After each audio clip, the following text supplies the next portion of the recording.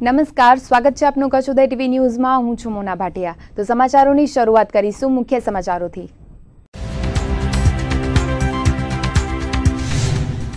અછત રાહત પેટા સમિતિની મળી બેઠક। રાજ્યમાં સંતોષકારક વરસાદ થતા અછત દૂર। રાહત દરે ઘાસ આપવાની જાહેરાત 15 દિવસ રહેશે। રાપરમાં એડવોકેટની ઓફિસ પર કરાયું ફાયરિંગ। ગત મધરાત્રિએ બંધ ઓફિસને બનાવાઈ નિશાન। એડવોકેટ દ્વારા પોલીસને અપાઈ અરજી। ભુજ કોમર્શિયલ બેંકની ચૂંટણીમાં ભરાયા 25 ફોર્મ। જથ્થાબંધ બજાર વેપારી મંડળની પેનલે કરી દાવેદારી। આવતીકાલે ફોર્મ ભરવા માટેની અંતિમ તિથિ। કચ્છ યુનિવર્સિટીની મળી મહત્વની ઈસી બેઠક। 40 જેટલા વિવિધ મુદ્દાઓ બેઠકમાં મૂકીને કરાઈ ચર્ચા। વિવિધ ભવનોમાં પ્રોફેસર ભરવા કરાયો ઠરાવ। ગુજરાતમાં થયેલા વરસાદ બાદ સંભવત પ્રથમવાર રાજ્ય સરકારની અછત રાહત પેટા સમિતિની બેઠક મળી હતી। મહેસૂલ મંત્રી ભૂપેન્દ્રસિંહ ચુડાસમાની અધ્યક્ષતામાં મળેલી બેઠકમાં અગાઉ અછતગ્રસ્ત જાહેર કરાયેલા 18 ગામોમાંથી અછત દૂર કરાઈ હતી।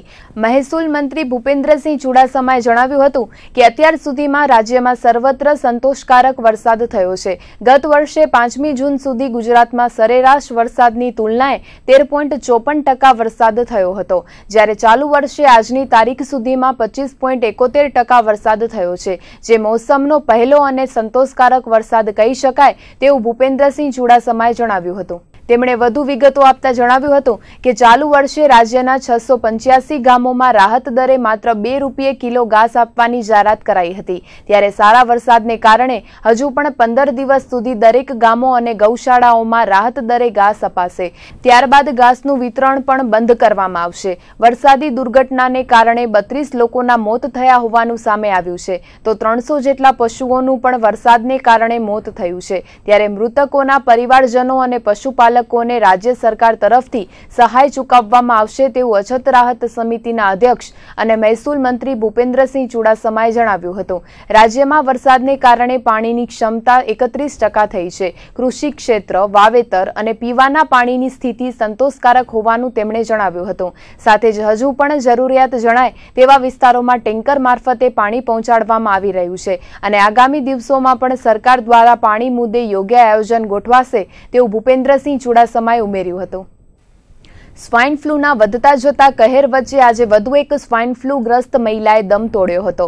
જિલ્લામાં સ્વાઇન ફ્લૂએ હાહાકાર મચાવતા એક પછી એક પોઝિટિવ કેસ સામે આવતા જાય છે, તેમજ સ્વાઇન ફ્લૂને પગલે દર્દીઓના મોત પણ થઈ રહ્યા છે। ત્યારે આજે ભુજની 45 વર્ષીય મહિલાએ સ્વાઇન ફ્લૂને પગલે દમ તોડતા પરિવારજનોમાં ગમગીની છવાઈ ગઈ હતી। ભુજના હોસ્પિટલ રોડ પર આવેલા વિજયનગરમાં રહેતી 45 વર્ષીય મહિલાએ જીકે જનરલ હોસ્પિટલમાં સ્વાઇન ફ્લૂને પગલે દમ તોડ્યો હતો। ગત 3 જુલાઈએ આ મહિલાને સ્વાઇન ફ્લૂ ડિટેક્ટ થયો હતો। શરૂઆતથી જ ગંભીર રીતે ડિટેક્ટ થયેલા જીવલેણ રોગને પગલે મહિલાને ઓક્સિજન પર મુકાઈ હતી, ત્યારે આજે આ મહિલાનું સ્વાઇન ફ્લૂને કારણે મોત થયું હતું। સ્વાઇન ફ્લૂથી વધુ એક મોત થવાને કારણે અત્યાર સુધીમાં કુલ 10 લોકોએ સ્વાઇન ફ્લૂથી જીવ ગુમાવ્યો છે। ચાલુ વર્ષે કચ્છમાં સ્વાઇન ફ્લૂના કુલ 30 પોઝિટિવ કેસ નોંધાયા છે અને તેમાંથી 10 દર્દીઓ મોતને ભેટતા ચાલુ વર્ષે મૃત્યુદરમાં ધરખમ ઉછાળો આવ્યો છે। છેલ્લા 5 વર્ષમાં સ્વાઇન ફ્લૂને પગલે થયેલા મોતમાં આ વર્ષે સર્વાધિક 33.33% મૃત્યુદર સામે આવ્યો છે। મહદઅંશે 12 થી 15% મૃત્યુદર નોંધાતો હોય છે, પરંતુ ચાલુ વર્ષે જેટલા કેસો સામે આવ્યા છે તેમાં વધુ પડતા દર્દીઓ મોતને ભેટી ચૂક્યા છે, ત્યારે આરોગ્ય તંત્ર વધુ સુદ્રઢ કામગીરી કરે તેવી માંગ ઉઠી છે। રાપરમાં એડવોકેટની ઓફિસ પર તોફાની તત્વોએ તોડફોડ કરવાની સાથે 2 રાઉન્ડ ફાયરિંગ કરતા ચકચાર મચી ગઈ છે। વાગડ સૌથી આગળના નારાઓ વચ્ચે વાગડ પંથકના રાપરમાં ખનીજ ચોરી અને ગુનાખોરીનો ગ્રાફ પણ વધ્યો છે, તેથી ક્રાઇમ ફાઇલમાં પણ વાગડનું નામ સૌથી આગળ લેવાઈ રહ્યું છે। રાપરમાં ગત મોડી રાત્રે એસટી બસ સ્ટેશન જેવા જાહેર વિસ્તારમાં અજાણ્યા શખ્સો એક વકીલની ઓફિસ પર તોડફોડ કરીને 2 રાઉન્ડ ફાયરિંગ કર્યું હતું। મધરાત્રિએ બનેલી ઘટનાને પગલે એડવોકેટની ઓફિસ બંધ હતી, ત્યારે બંદૂકમાંથી વછૂટેલી ગોળીઓ શટરના પતરાને વિંધીને દિવાલની આરપાર થઈ ગઈ હતી। એસટી વર્કશોપ નજીક મઠ શેરીમાં ઓફિસ ધરાવતા ધારાશાસ્ત્રી વેલજી પરમાર સવારે ઓફિસે આવ્યા ત્યારે તેમને આ બનાવની જાણ થઈ હતી. તપાસ કરતા તેમને 2 ફૂટેલા કારતૂસ મળી આવ્યા હતા. બનાવની ગંભીરતાને પગલે વેલજી પરમાર રાપર પોલીસ મથકે દોડી ગયા હતા. જો કે પોલીસે આ ગંભીર બનાવ પર લીંપાપોતી કરવાનો હીન પ્રયાસ કર્યો હોવાનું જાણવા મળ્યું હતું. પોલીસે આવી કોઈ ઘટના બની નથી તેવો જવાબ આપ્યો હતો. બીજી તરફ એડવોકેટ વેલજીભાઈ પરમારે આ બનાવ અંગે પોલીસને તપાસ કરવા મૌખિક રજૂઆત કરી હોવાનું જણાવ્યું હતું. રાપરમાં ગત શુક્રવાર અને શનિવારની રાત્રે 65 જેટલી ગાય અને વાછરડાઓનું મોત નીપજ્યું હતું. આ બનાવને પગલે જીવદયા પ્રેમીઓમાં અરેરાટી વ્યાપી ગઈ હતી. ત્યારે આ ગૌવંશનું મોત ઝેરી ચારો ખાવાને કારણે થયું હોવાનું બહાર આવ્યું છે. મૃત ગાય વાછરડાના પોસ્ટમોર્ટમ રિપોર્ટમાં બહાર આવ્યું છે કે ગાયોના મોતનું કારણ સાયનાઇડનું ઝેર હતું. પહેલા એવું મનાતું હતું કે ભારે વરસાદને કારણે ગાયોના મોત થયા છે, પરંતુ હવે અધિકારીઓનું કહેવું છે કે આ ગાયોના મોત માટે વરસાદને કોઈ લેવા દેવા નથી. વર્ષમાં આટલી મોટી સંખ્યામાં ગાયોના મોતની આ બીજી ઘટના છે. આ ઘટના રાપરથી 7 કિલોમીટર દૂર આવેલ જીવદયા મંડળ ખાતે બની હતી. શનિવારે રાત્રે ભારે વરસાદ થયો હતો અને સાંજે 7:30 વાગ્યાની આસપાસ અહીંના પશુપાલકોએ જણાવ્યું હતું કે કેટલીક ગાયો અચાનક બેભાન થઈ ગઈ છે. ઘટનાને પગલે પશુ ચિકિત્સકોને બોલાવાયા હતા અને લગભગ 80થી વધુ ગાય તથા વાછરડાઓનો ઇલાજ શરૂ કરાવાયો હતો, જેમાંથી 30 ગાયોને બચાવી લેવાઈ હતી, જ્યારે 65 ગાયોના મોત થયા હતા. ભુજ તાલુકાના દહીસરા ગામે વાડી વિસ્તારમાં અવાવરૂ કૂવામાંથી એક પુરુષનો મૃતદેહ મળી આવ્યો હતો. ત્યારે પોલીસે ઘટના સ્થળે ધસી જઈને મૃતદેહને બહાર કઢાવવા કાર્યવાહી હાથ ધરી હતી. પ્રાપ્ત વિગતો અનુસાર આજે બપોરના અરસામાં દહીસરા ગામની સીમમાં અવાવરૂ કૂવામાંથી પુરુષનો મૃતદેહ જોવા મળતા પોલીસને જાણ કરાઈ હતી. ત્યારે કેરા પોલીસનો સંપર્ક સાધતા બનાવ સ્થળે ધસી આવી હતી. તેમજ કૂવો ઊંડો હોવાથી પુરુષનો મૃતદેહ પાણીમાં તરતો જોવા મળ્યો હતો અને તેને બહાર કાઢ્યા બાદ કોણ છે અને ક્યાંનો છે તે હજુ સ્પષ્ટ જાણી શકાયું નથી. બીજી તરફ ગ્રામજનોમાં ચર્ચાતી વાતો મુજબ 3-4 દિવસ પહેલા ગામમાંથી એક યુવાન લાપતા થઈ ગયો હતો. ત્યારે આજે બપોરના અરસામાં કૂવામાંથી મળેલ મૃતદેહ લાપતા થયેલા યુવાનનો છે કે કેમ તેવી ચર્ચાઓ વહેતી થઈ હતી. હતભાગીને બહાર કાઢ્યા બાદ તેનું પીએમ કરાવીને મોતનું કારણ બહાર આવી શકે તેમ છે. આરઆર સેલ ભુજની ટીમે પૂર્વ કચ્છમાંથી બાતમીને આધારે 34,34,000નો વિદેશી શરાબ ઝડપી પાડ્યો હતો. આરઆર સેલની ટીમે સામખિયાળી નજીકથી વિદેશી શરાબ ભરેલા ટ્રેલરને ઝડપી પાડ્યું હતું. ત્યારે બુટલેગરો અને દારૂના પ્યાસીઓના મનસૂબા પર પાણી ફરી વળ્યું હતું. જ્યારે ગાંધીધામના કુખ્યાત બુટલેગર સહિત અન્ય 4 શખ્સો ભાગી છૂટતા તેમને ઝડપી પાડવા પોલીસે કવાયત હાથ ધરી છે.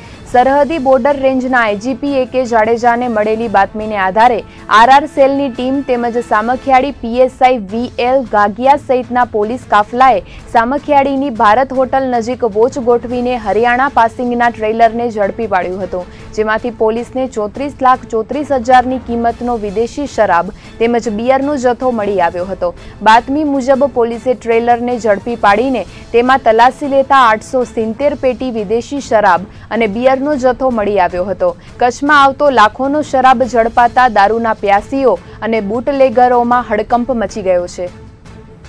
ભુજના વોર્ડ નંબર 7ના નગર સેવિકા ચૌલાબેન સોની દ્વારા નગરપાલિકાનો શિક્ષણ વેરો ભરવાનો બાકી છે.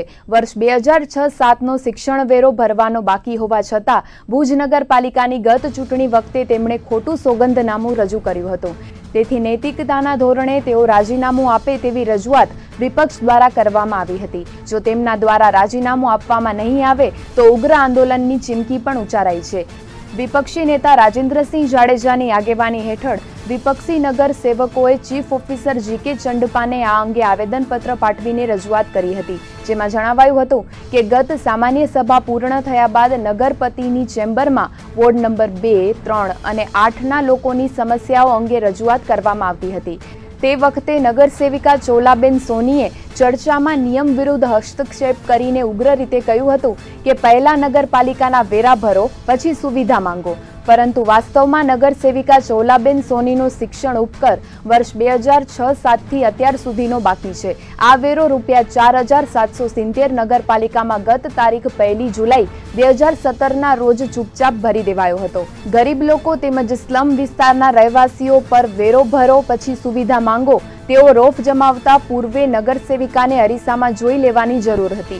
આવા વેધક સવાલો પણ વિપક્ષે કર્યા હતા। ચૂંટણીના ભરાયેલા ફોર્મમાં પણ તેમના દ્વારા ખોટું સોગંદનામું કરાયું હોવાના આક્ષેપો વિપક્ષી નેતાએ કર્યા હતા, જેથી ચોલાબેન સોની નૈતિકતાના ધોરણે રાજીનામું નહીં આપે તો ઉગ્ર આંદોલન કરવાની ચીમકી પણ ઉચ્ચારવામાં આવી હતી।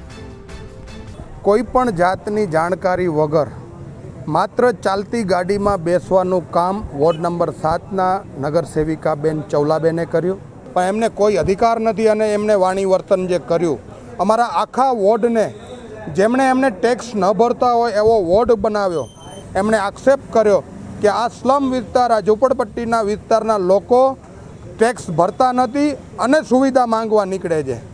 જ્યારે અમે અહીંયા ટેક્સ બાબતે ટેક્સ ઓફિસમાં જ્યારે આખી ઝીણવટભરી તપાસ કરી ત્યારે 2006 અને 2007ના બાકી લેણામાં આ બેન શ્રી ચૌલાબેનના જ લેણા બાકી નીકળ્યા।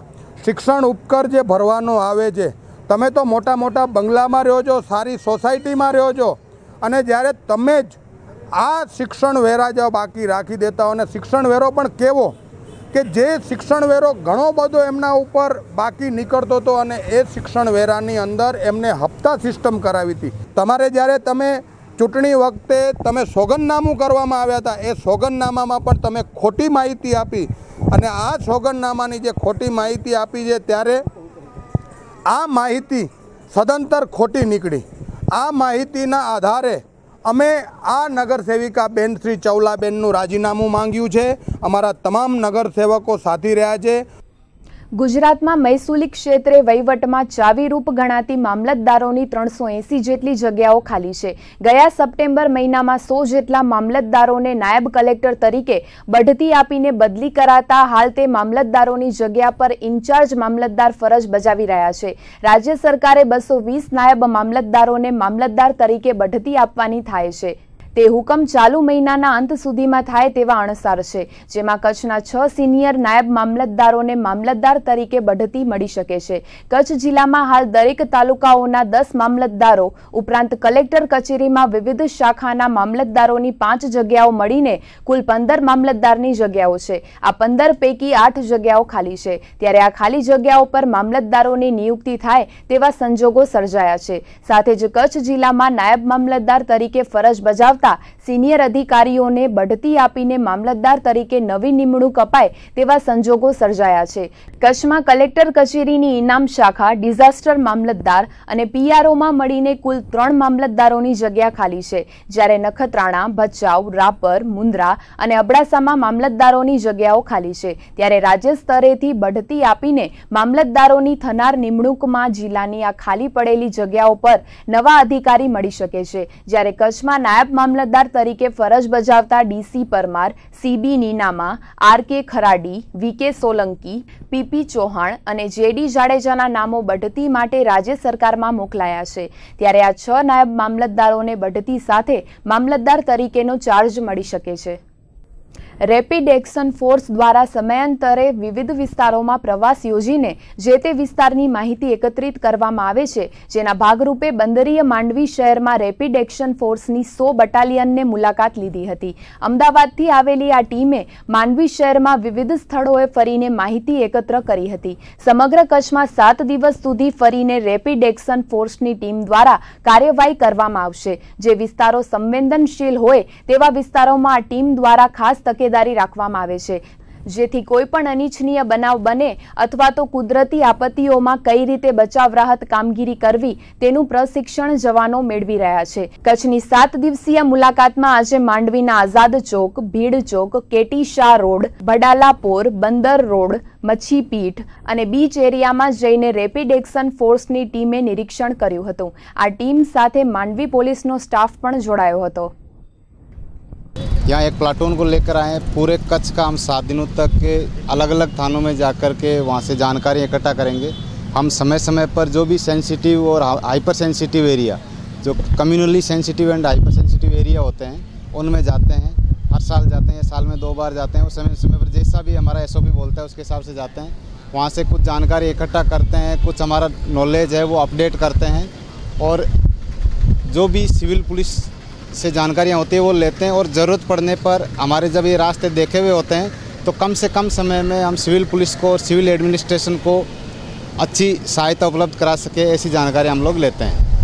आज़ाद चौक और जो मेन मार्केट है आपका, वहाँ पे गए हैं, जो ख़ास तौर से सेंसिटिव और हाइपर सेंसिटिव है, जहाँ की सभी धर्मों के लोग, ख़ास तौर से हिंदू और मुस्लिम दोनों कम्युनिटी के लोग जहाँ इकट्ठे रहते हैं, वहाँ पे जाते हैं कि, और हम हमेशा यही संदेश देते हैं उनको कि हमेशा जहाँ भी रहते हो आप भाईचारे के साथ और विश्व बंधुत्व की भावना से रहे, कोई लड़ाई झगड़ा ना करे। हमारी यही वो रहती है, हमारा प्रयास यही रहता है। और इस प्रकार की कोई मान लो कोई छोटी मोटी घटना भी हो जाती है तो उसको तुरंत टाइम पर पहुंच करके उसको आग बनने से रोका जा सके। સરહદી કચ્છ જિલ્લામાં પ્રથમ વરસાદ બાદના મેઘાવી માહોલ વચ્ચે ભૂકંપનો આંચકો નોંધાયો હતો। બચાવથી 13 કિલોમીટરના અંતરે 3.3ની તીવ્રતાનો આંચકો અનુભવાયો હતો।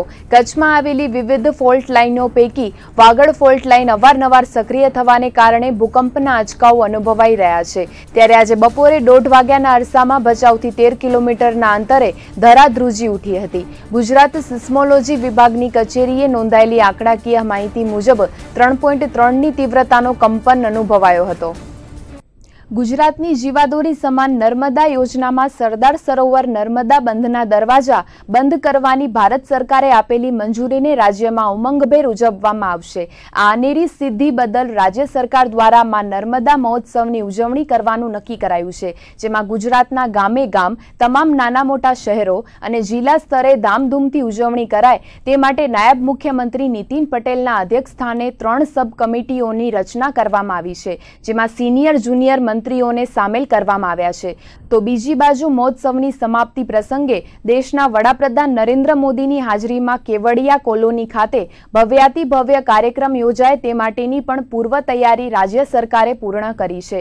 ગુજરાતના મુખ્ય સચિવ જે.એન. સિંઘ, મુખ્યમંત્રીના ખાસ અગ્ર સચિવ કે કૈલાસનાથન સહિતના 13 સિનિયર આઈએએસ ઓફિસરો સહિત 15 અધિકારીઓની સમિતિને પણ સમાપન કાર્યક્રમના આયોજનની જવાબદારી સોંપવામાં આવી છે। ત્યારે માં નર્મદા મહોત્સવના સમાપન પ્રસંગે દેશના પ્રધાનમંત્રી નરેન્દ્ર મોદી ફરી એક વખત ગુજરાતના અતિથિ બનશે। ઉલ્લેખનીય છે કે માં નર્મદા મહોત્સવની ઉજવણી કચ્છમાં પણ ધામધૂમથી કરવામાં આવશે। આગામી 6 જુલાઈથી 15મી જુલાઈ સુધી કચ્છના વિવિધ ગામડાઓમાં માં નર્મદા રથ ફેરવવામાં આવશે। ત્યારે કચ્છમાં પણ માં નર્મદા મહોત્સવની ઉજવણીના ભાગરૂપે તડામાર તૈયારીઓ ચાલી રહી છે, જે પૂર્ણતાને આરે છે। રાપર પોલીસે દબાણ અને ગંદકી કરતા વેપારીઓ તેમજ ઓવરલોડ વાહનો સામે દારૂ અંગે પગલાં લીધા હતા। પૂર્વ કચ્છના પોલીસ વડા ભાવનાબેન પટેલે રાપર શહેર અને પોલીસ સ્ટેશન વિસ્તારના 60 ગામોમાં કાયદો અને વ્યવસ્થા સુદૃઢ બનાવવા કમર કસી છે અને સ્થાનિક પોલીસને આદેશ આપતા Rapar PSI JM. Gadhvi, Hirabhai Parmar, second PSI Parmar, Samat Baradiya, Babubhai Rayka, Sumatibhai સહિત રાપર પોલીસનો તમામ સ્ટાફ સાથે મહિલા કોન્સ્ટેબલ સવારે રાપરની સોની બજાર, જૂની શાક માર્કેટ, લોહાણા બજાર, માંડવી ચોક સહિતના વિસ્તારમાં કામગીરી આદરી હતી અને ગંદકી કરતા તેમજ ફૂટપાથ પર દબાણ કરતા વેપારીઓ સામે પગલાં લઈને 19 પબ્લિક એનસી કરી કોર્ટમાં દંડકીયની કાર્યવાહી હાથ ધરી હતી। તો શહેરમાંથી પસાર થતા 4 ઓવરલોડ વાહનોમાં એક જીપને ગેરકાયદેસર પેસેન્જરની હેરાફેરી કરતા 3 શખ્સો દારૂ પીધેલી હાલતમાં જોવા મળ્યા હતા। 3 દારૂના કબજા હેઠળ કેસ દાખલ કરતા અસામાજિક તત્વોમાં ફફડાટ વ્યાપી ગયો છે। અગાઉ આપણે 53 જેટલી ગાડીઓ ડિટેન કરેલી, મોટી ટ્રકો અને 100થી વધારે વેપારીઓ પર એનસી કેસ મૂકેલા। એ બાબતે ઘણો અવેરનેસ આવી છે, પહેલાં કરતાં ઘણો સુધારો થઈ ગયો છે। આજે ફક્ત 19 જ વેપારીઓ ઉપર એનસી કેસ મૂક્યા ગંદકી સબબ, અને રાત્રિ દરમિયાન, આખી રાત દરમિયાન 4 ઓવરલોડ ટ્રક મળેલી જે આપણે ડિટેન કરેલ છે, અને છેલ્લા 15 દિવસમાં 6 પ્રોહિબિશનના કેસ કરેલા છે, જેમાં 3 કબજાના કેસ છે અને 3 દારૂ પીધેલાના કેસ છે। એટલે પહેલાં કરતાં ઘણો સુધારો થયો છે રાપર તાલુકામાં, અને લોકોમાં અવેરનેસ આવી છે, જાગૃતતા આવી છે। વેપારીઓ માટેની પ્રતિષ્ઠિત એવી ભુજ કોમર્શિયલ કોઓપરેટિવ બેંકની ચૂંટણી યોજાવાની છે, ત્યારે તેના ફોર્મ ભરવા માટેની આવતીકાલે છેલ્લી તારીખ છે। તેવામાં આજે બપોર સુધી ફોર્મ ભરવાની પ્રક્રિયા ધીમી ગતિએ જોવા મળી હતી। તો જથ્થાબંધ બજાર વેપારી પેનલે પોતાની ઉમેદવારોની સેના સજ્જ કરીને બપોર બાદ ફોર્મ ભરાયા હતા। કોઈપણ સહકારી સંગઠનોમાં સીધી રીતે પક્ષાપક્ષી હોતી નથી, પરંતુ પરોક્ષ રીતે આવી મહત્વની સંસ્થાઓ તેમજ બેંકો કે મંડળીઓમાં પક્ષો દ્વારા જ પેનલ ઊભી કરીને કરીને ચૂંટણીમાં ભાગ ભજવાતો હોય છે, ત્યારે જથ્થાબંધ બજાર વેપારી પેનલના ઉમેદવારોની ગોઠવણી થઈ ગયા બાદ સમસ્ત પેનલ દ્વારા ફોર્મ ભરીને રજૂ કરવામાં આવ્યા હતા. ભુજ કોમર્શિયલ બેંકના પૂર્વ ચેરમેન રહી ચૂકેલા અને હાલ જથ્થાબંધ બજારના પ્રમુખ એવા મેહુલ ઠક્કરની આગેવાની હેઠળ સમસ્ત ટીમ તૈયાર કરાઈ છે અને બપોર બાદ ફોર્મ ભરીને જથ્થાબંધ બજાર વેપારી પેનલ દ્વારા પોતાની દાવેદારી નોંધાવવામાં આવી હતી, જેમાં હિતેશસિંહ ઠક્કર, કમલ કારિયા, કલ્પેશ ઠક્કર, ચિંતન ઠક્કર, ધીરેન એન લાલન, નયન પટવા, નરેશ સોમૈયા, મેહુલ ઠક્કર, રીતેશ છેડા, હર્ષદ ઠક્કર, ગોદાવરીબેન ઠક્કર, રેશમાબેન ઝવેરી અને રમેશ મહેશ્વરીએ પોતાનું ઉમેદવારી ફોર્મ ભર્યું હતું. ભુજ કોમર્શિયલ કોઓપરેટિવ બેંકની સામાન્ય ચૂંટણી 2017થી 22માં હર હંમેશ મુજબ જથ્થાબંધ બજારની વેપારી પેનલનો ચૂંટણી લડવાનું આયોજન કરવામાં આવ્યું છે અને જેનામાં 10 સામાન્ય ઉમેદવાર, 2 મહિલા અનામત ને 1 ETC અનુસૂચિત જાતિ આદિજાતિઓ માટે 1 સભ્ય એમ 13 સભ્યોની અમે ટીમ બનાવી છે. બેંકમાં જ્યારે પણ હોય ત્યારે વિકાસના કાર્યોમાં હર હંમેશ વેપારી પેનલ અગ્રેસર રહે છે અને બેંક અને સભાસદોને કોઈ પણ જાતની પ્રગતિ કરે એ રીતે અમે આ જે સભાસદો છે જેમાં તમામ જાતના સભાસદો છે, જથ્થાબંધ બજારના છે, વાણિયાવાડ વિસ્તારમાં છે, સરાફ બજારમાં છે અને કોટ વિસ્તાર બહારના તમામ સભાસદોને અમારા નવા કાર્યની અંદર આપણી જે 3 બ્રાન્ચ છે જે બીજી 3 બ્રાન્ચની મંજૂરી માંગી છે એ પણ મંજૂરી મળી જશે એવી બધી પોઝિશન છે સારી. ને અમારા સભાસદોને અપીલ કરીશ કે અમારી જે જથ્થાબંધ બજાર વેપારી પેનલ છે એમને મત આપીને વિજય બનાવે.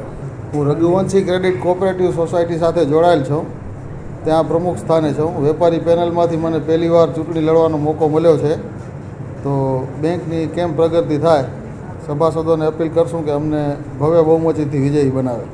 આપણી ભુજ કોમર્શિયલ કોઓપરેટિવ બેંકની વર્ષ 2017થી 2022ની 5 વર્ષ માટેના બોર્ડ ઓફ ડાયરેક્ટર્સની ચૂંટણીના અનુસંધાને આજે તારીખ 5/7/2017ના સુધી 101 ફોર્મ મેળવવામાં આવેલ છે અને ત્યારબાદ આજ સુધી મારી પાસે ટોટલ 25 ફોર્મ મળેલ છે, જેમાં 21 જનરલ કેટેગરી માટેના છે, 3 ફોર્મ મહિલા કેટેગરી માટેના છે અને 1 ફોર્મ અનુસૂચિત જાતિ અથવા અનુસૂચિત જનજાતિના માટેનું ઉમેદવારી માટેના ફોર્મ મળેલ છે.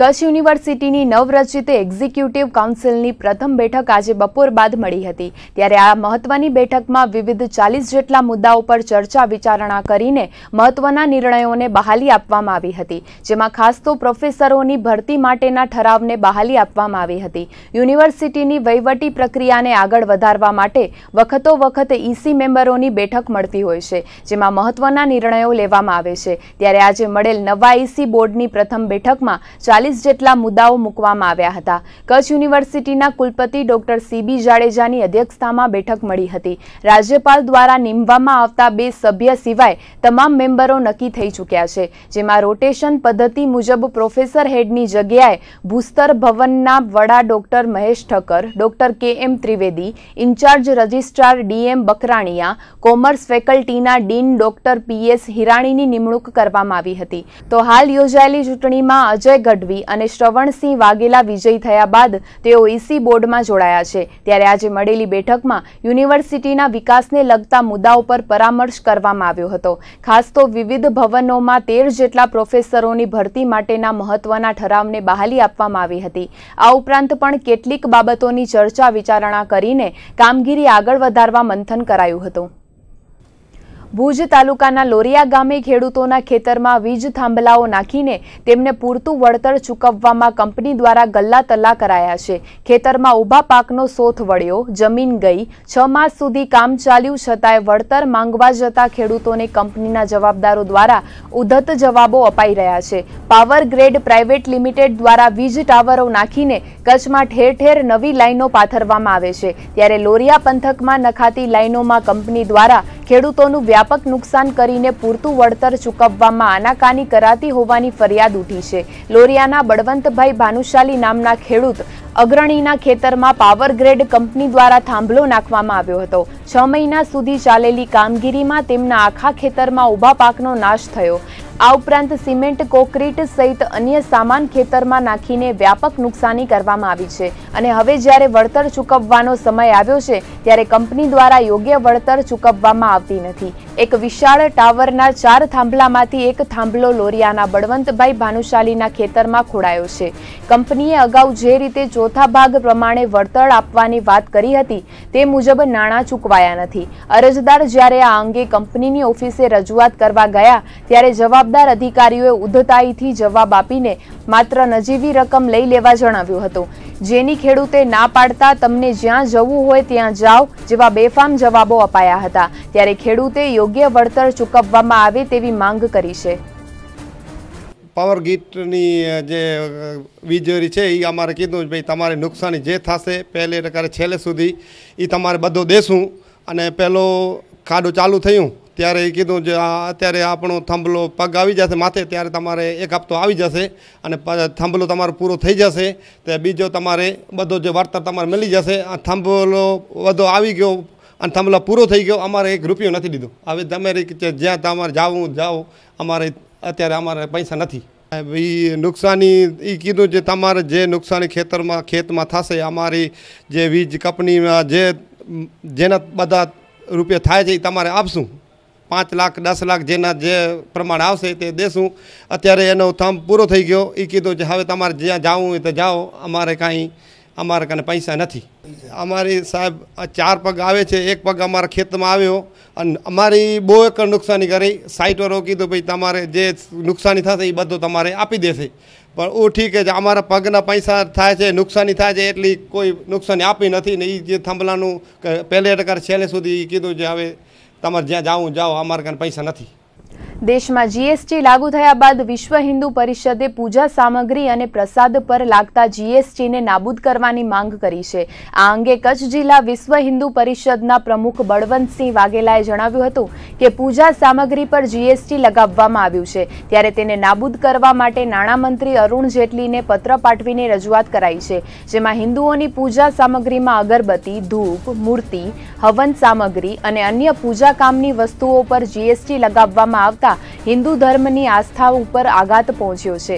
પૂજા સામગ્રી પર જીએસટી લાગુ થતા માત્ર તિરુપતિ બાલાજી મંદિરમાં પૂજાપાના સામાન ઉપર 150 કરોડ જેટલો ટેક્સ લાગશે. આ ઉપરાંત અન્ય મહત્વના અને વિશાળ મંદિરો પર ટેક્સ લાગતા ધાર્મિક લોકોની લાગણી દુભાઈ છે.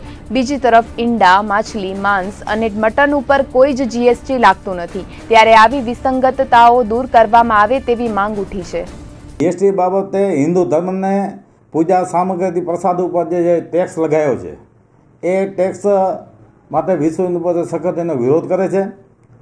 ટેક્સ મચ્છી, મટન, ઈંડા ઉપર કોઈ જાતનો ટેક્સ નથી અને પૂજા પાઠના સામગ્રી પર ટેક્સ છે, એનો વિશ્વ હિન્દુ પરિષદનો વિરોધ છે. આ બાબતે અમે નાણામંત્રીશ્રી, પ્રાઇમ મિનિસ્ટરશ્રી, ગુજરાતના મુખ્યમંત્રીશ્રી એ તમામને પત્ર મોકલી અને આ બાબતે વિરોધ કર્યો છે. અમારી માંગ એમ છે કે જે મંદિરને લગતી કે પાઠ પૂજાને લગતી જે સાધન સામગ્રી છે એને કરમાંથી રાહત આપો.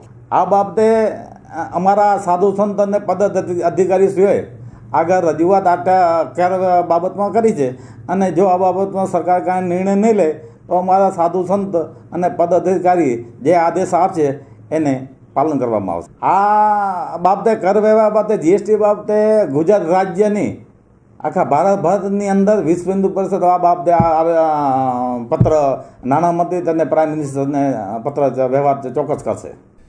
દેશના સંનિષ્ઠ કિસાનો ઋષિમુનિ સમાન છે તેવું જણાવતા વીઆરટીઆઈ કેમ્પસ માંડવી ખાતે ભારત સરકારના બાગાયત કમિશનર ડોક્ટર મૂર્તિએ ખારેકની વિવિધતા માટે વીઆરટીઆઈ માંડવી તેમજ ખારેક સંશોધન કેન્દ્ર મુન્દ્રા દ્વારા આયોજિત સેમિનાર અને પ્રદર્શનને ખુલ્લું મૂક્યું હતું. તેમણે ખારેકનું વાવેતર કરનાર બાગાયત કિસાનોને 20 થી 50% ભાવ વધુ મળે તે માટે આગામી ટૂંક સમયમાં નિર્ણય લેવાનો સધિયારો આપતા કિસાનોને તેમની ખારેકને બ્રાન્ડ નેમ આપવા અને રજીસ્ટર રજીસ્ટર કરાવવા અપીલ કરતા થનાર આર્થિક ફાયદા વર્ણવ્યા હતા. આ પ્રસંગે સરદાર કૃષિ યુનિવર્સિટીના ડીન એમ.આર. પ્રજાપતિએ કચ્છની આગવી ઓળખ ખારેકની સાચવણી વૈજ્ઞાનિક ઢબે કરવા જણાવ્યું હતું. તેમજ કિસાનોને સવિશેષ જાગૃતિની અપીલ કરી હતી. સેમિનારને સંબોધતા નાયબ બાગાયત નિયામક ફાલ્ગુન મોઢ, જિલ્લા ખેતીવાડી અધિકારી શ્રી શિહોરાએ કચ્છના કિસાનોએ ખારેક હોય કે કેસર કેરી, દાડમ જેવા પાકમાં વખતો વખત કોઠાસૂઝ દ્રષ્ટિ દાખવી છે. કચ્છમાં 18,000 હેક્ટર વિસ્તારમાં ખારેકનું વાવેતર દેશભરમાં ઉપલબ્ધ છે. આ પ્રસંગે કલ્યાણજીભાઈ ગાલા, જે.એસ. ગોસલિયા, નરેન્દ્રભાઈ પટવાએ લાખોના ખારેકના છોડ ખેડૂતોને નિઃશુલ્ક આપનારા સુમતીભાઈ મહેતાને યાદ કર્યા હતા.